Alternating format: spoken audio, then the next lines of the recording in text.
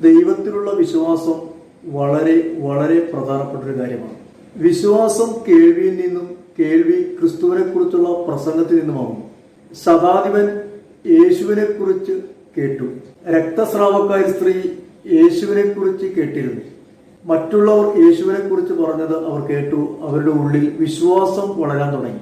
ആ വിശ്വാസമാണ് അവരുടെ ജീവിതത്തിൽ കർത്താവ് അത്ഭുതം പ്രവർത്തിക്കുവാൻ ഇടയാക്കിയത്. വിശ്വസിക്കുന്നവർക്ക് എല്ലാ കാര്യങ്ങളും സാധിക്കും. വിശ്വാസം ഈ കാലഘട്ടത്തിൽ കൂടുതൽ കൂടുതൽ ശക്തിപ്പെടണം.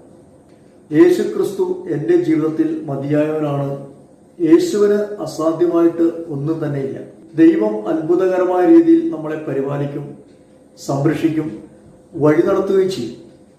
വിശ്വസിക്കാം. അട്ടിയുറച്ച പാറയിൽ പടർന്ന വിശ്വാസം. ദൈവമേ, ഞങ്ങളുടെ വിശ്വാസം വളർത്തണമേ. പ്രാർത്ഥിക്കാം.